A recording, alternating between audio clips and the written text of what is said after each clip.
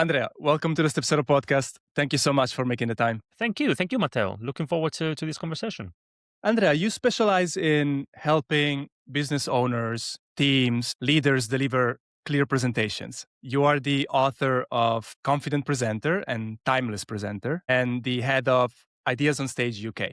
Now, needless to say, I would love to pick your brain on communication, on presentations, and as someone who has worked his whole career in client-facing roles, I have been in many presentations myself. I have delivered a few of those. So there's a lot that I could really ask you in these 15, 20 minutes, whatever it will be. I'd love to start with a concept that has always fascinated me, which I think is wildly underrated, and that is the power of simplicity. I know that you speak about this in Timeless Presenter, in many videos, in other podcasts. We often say, keep it simple. We say it, but we don't do it. We say we want to keep it simple, but we always end up cramming information, notions, numbers, slides into the same presentation. Why do you think simplicity is so hard to apply? Because often we know so much about our subject and we are also so close to it that we think that everything is important. So we think that we need to communicate everything. But we always need to put ourselves in the audience's shoes. If everything is important, then nothing is important. For example, Matteo, my wife, I'll give you an example which has nothing to do with public speaking, but there's a link, and I'm going to clarify the link. Now, she works as a therapist and coach for parents who have children with special educational needs, autism in particular. And once I remember she showed me a report that was written by an expert in her field. And in that report, that expert wrote a recommendation for some parents, communication strategy that they could adopt with their child. And that line read something like alternative, augmentative communication with predominantly receptive images, like very complex. Now, my wife is an expert in this field, but it also took her maybe half an hour to understand what that expert might have meant. And she told me after half an hour, maybe what they mean is that these parents should use pictures to help their son understand. Now, if I tell you, use pictures to help your child understand, that's much more effective in communication than the previous version. The problem with this is that in this example, these reports are written by experts for the families, not for themselves. But the way they are written, it looks like they're written for them, by them for themselves. And the same is true in presentations. It's the same principle. We often make our communication, our presentations about us. The key to representing is to always talk to your audience about them, even if you're talking about you. There's a book, we were talking about books before we got started, a book by Lucy McCarraher, Book Builder, which is a book on how to write a business book. And there's a chapter there that I loved. The title of the chapter is Be Kind to Your Readers. And we could say the same thing, be kind to your audience. She says, for example, that if you need to explain something, if you can do it in 2 minutes, if you can explain the same concept in 20 minutes, often the 2-minute version is going to be more effective in communication. I'll give you one final very quick example. That you don't say inflated spherical object. You say ball. Now, often we are not aware of it, but in business communication, in business presentations, we use language which is the equivalent of inflated spherical object, because we think that if we use complex language, industry-specific terms, acronyms, jargon that we understand, not necessarily the audience, we think that if we do that, then we sound smarter, more credible. The opposite is true. If you look at people who you consider smart and credible, what they do is they replace complex language with simple language. So your topic might be complex. Yes, it might be technical. That's okay. But the language you use to explain it should never be. You hit the nail on the head, because using jargon, complex words. And look, I come from advertisement, digital advertising and tech, let's say. So using acronyms is a thing. We constantly use acronyms, and we somehow take for granted that the listener knows exactly what we're talking about. Sometimes it lands, sometimes it doesn't. I absolutely see your point. There is often a pushback when suggesting that we should keep things simple, right? So we say, look, there's this big client coming to the office. We should keep it concise, simple. We should leave room for questions, for discussion. And there's always a little bit of friction when having these conversations within your team. You hear, oh, we have so much to say and they're making time for us. So we really want this to land. We should provide them with as much information as possible. Do you have any tip, any advice for somehow convincing either your team or your lead that keeping things simple actually is the right way to go about it?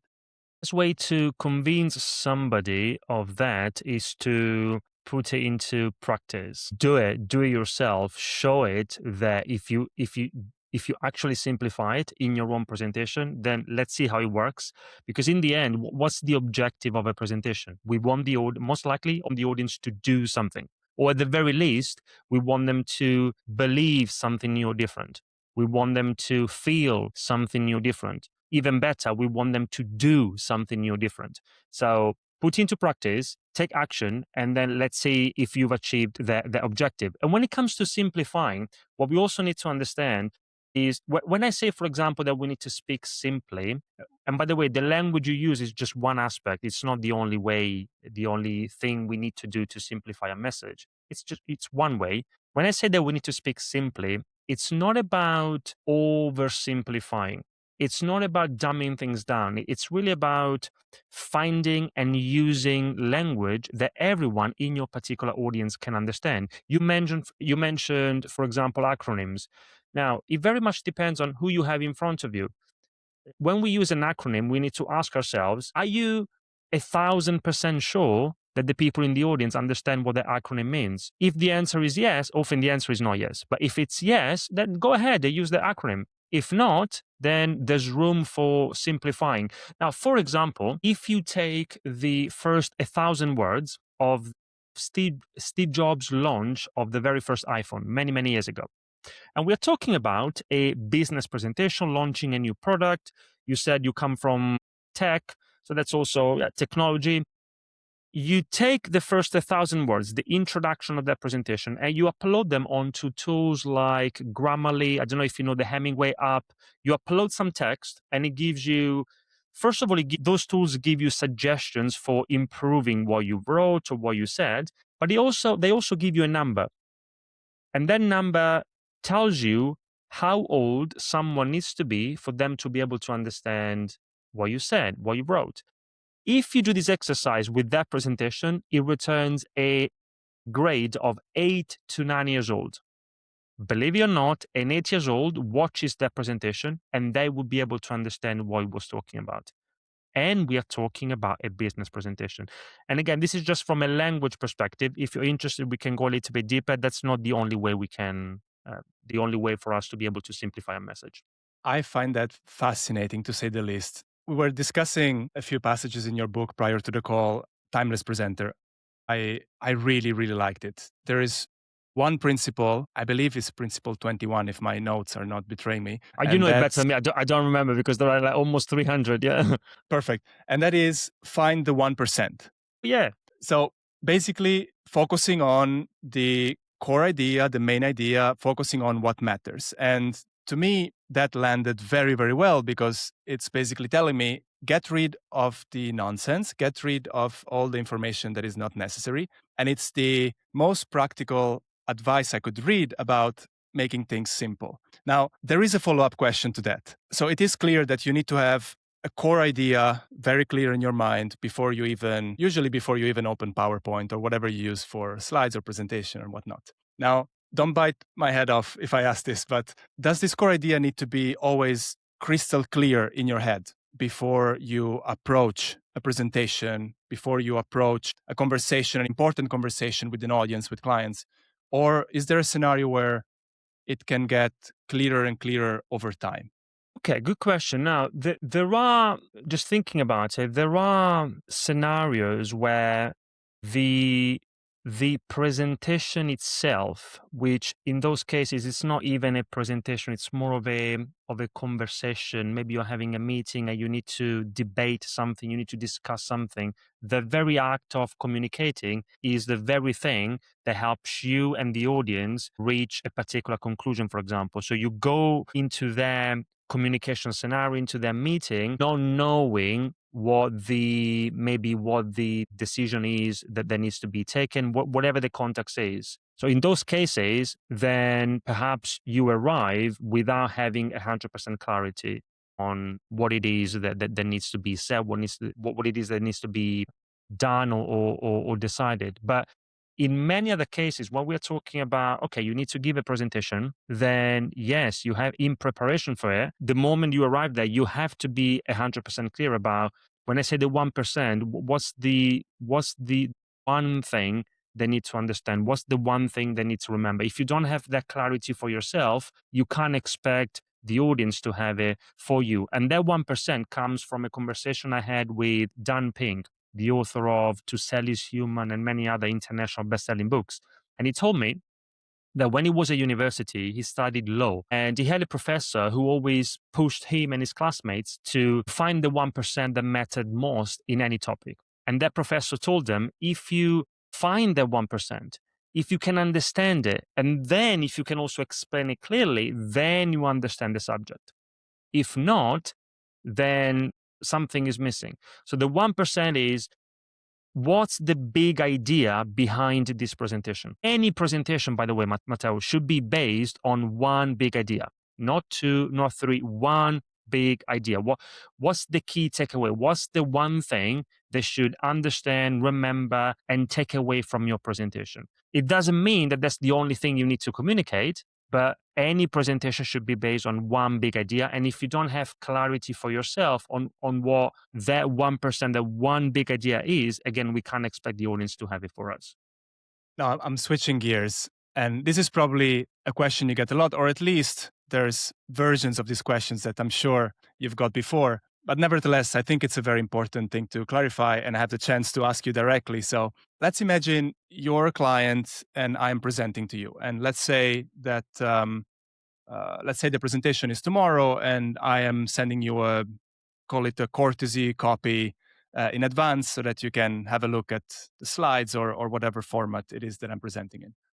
Is there any such thing that jumps to your attention, anything that you'd considered a red flag when you look at the presentation? And I'm talking visually specifically, number of slides, fonts, colors, format, whatever. Anything that makes you go, my God, this is going to be so bad. Matteo is going to bomb this. I hate this already. What could that be? So first of all, if we're talking about the context where I'm the client, you are the presenter, you send me something in advance, then what I would expect to see tomorrow in the actual presentation is something different from the slides that you send me today. And that I know that 99.9% of people and companies don't do that, but slide and documents are two different things and they should be separated. You wouldn't use your toothbrush to comb your hair just because it has bristles like your hairbrush. A toothbrush and a hairbrush are two different things, and we use them for two different activities. Slides and documents or handouts are also two different things, and we should use them for two different activities. What that means is that what effective presenters do is when they are there live presenting, and when I say live, it doesn't mean in person. It could be in person in today's world, it could be online, but you are there communicating. You always want to have something on the screen, which is, again, we go back to simplicity, simple, visual, something that supports, reinforces, and amplifies your message, not something that replicates what you're saying. Because if you have the typical death by PowerPoint on the screen with lots of text and bullet points, people can't read and listen at the same time.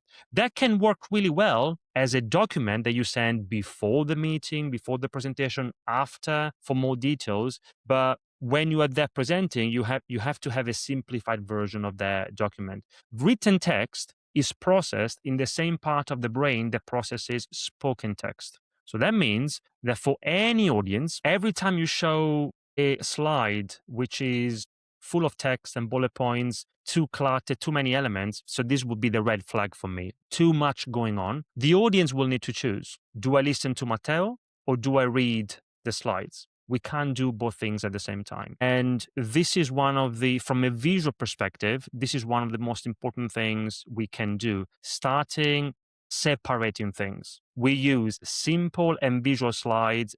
What that means is it could be a slide with just an image, or it could be an image, a combination of image and a few keywords. It could be just a big number in the middle of the screen. You are the story, not your slides. You want to use your slides or any other kind of visual aid to support your message, to support your delivery. But you are the presentation, not your slides.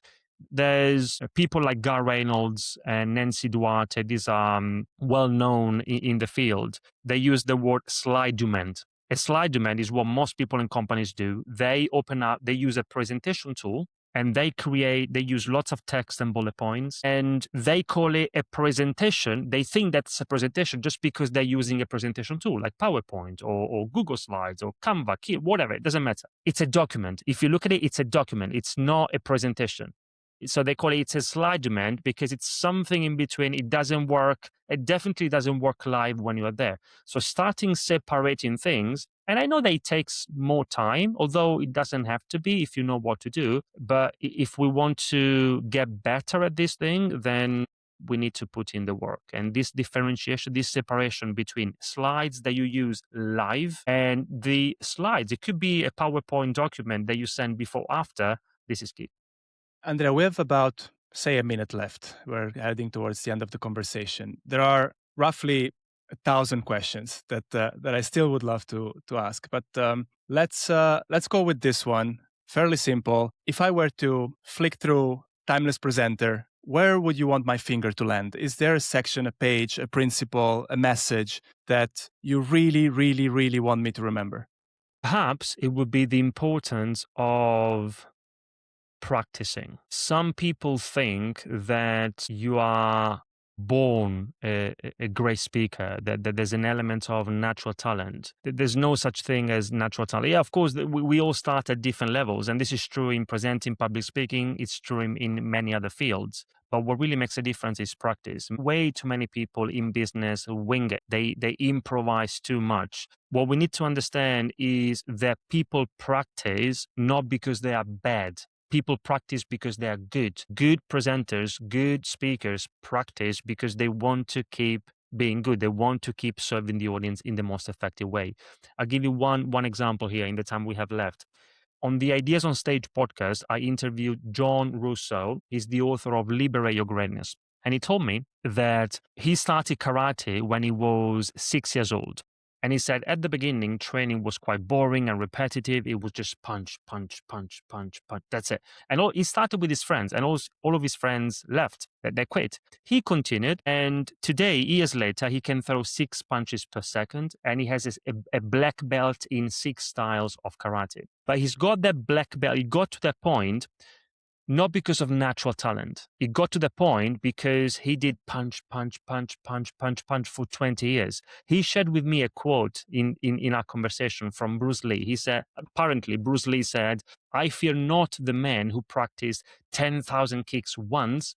I fear the man who practiced one kick 10,000 times." And if you think about the principles that you need to master if you want to become a better communicator, you don't need to know and master 10,000 principles. It's just very few principles of communication. Do you have a message that's simple for the audience to understand?